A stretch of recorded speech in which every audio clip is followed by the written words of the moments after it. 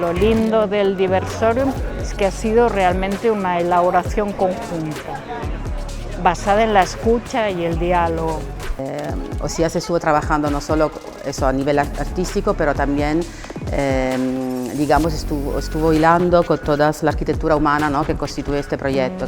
El espacio de encuentro entre los cuerpos que se fue generando desde mi lugar, yo lo siento más como una instancia de coordinación de esas instancias, o sea, como cada uno viene con su información corporal, con su sensibilidad y con su historia, y un poco mi rol fue como coordinar y poner en común esas sensaciones, esas instancias.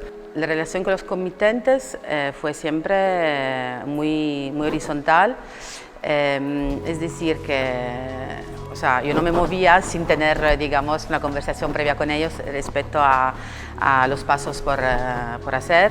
Entonces, como ha sido siempre una ida y vuelta entre las distintas voces que habitaban este proyecto. Claro, el diálogo con Osías fue muy fácil, porque ya era un artista sensible, ¿no?, a toda la cuestión de la diversidad.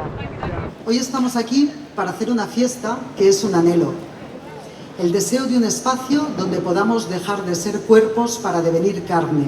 Un lugar donde el cuerpo se hace carne para poder soportar el peso insoportable de ser cuerpo.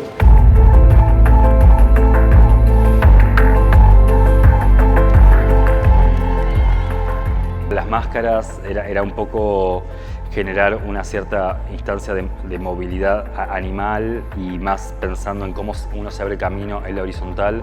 Luego los globos generaban algo así como lo llamábamos unos exotensores, porque generaban que cuando uno se ponía ese traje el cuerpo se retrotrajera o expandiera hacia otros lados, asimismo el sonido que provocaban al moverse.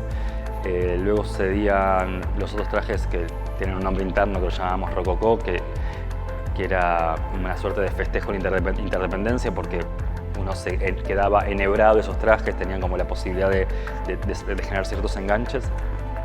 Y también estaban los trajes lenguas o sirenas, que también eran unos trajes que daban la posibilidad de justamente pensar en el detenimiento, en una extensión de cuerpo como si fuera un solo órgano.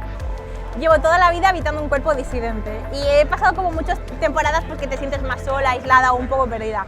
Y yo he hecho mucho trabajo de redes sociales y al final me doy cuenta que sin festivales como este, sin actos de arte, de disfrute, de goce, de espacios seguros para poder respirar tranquilos, no llega a nada. Necesitamos hacer comunidad y juntarnos y apoyarnos en las dificultades de la disidencia. Y yo creo que el Diversorium está cumpliendo este papel y poniéndonos en contacto y creando un espacio para el disfrute. Yo estoy encantada, o sea, para mí es una fantasía. Pocas iniciativas que apoyan a las personas que vivimos al margen, ¿no? En eventos, las fiestas, que son eventos de alegría, de pasárselo genial y siempre las personas, en mi caso las personas con diversidad funcional, siempre estamos, pues yo no puedo ir. Al final es un proyecto performativo, en lo cual ha tenido un proceso de trabajo muy largo. El proceso, o sea, anterior que tuve en Buenos Aires no lo pudimos ver, vivir, pero luego todo ese trabajo anterior se trasladó en Barcelona durante el mes anterior a la fecha del evento público. Y aquí no hemos llamado nosotros a la puerta, nos ha llamado el BAM. Para nosotros es una indicación clara de lo necesarios y lo sexys que son los espacios de ocio y cultura universales.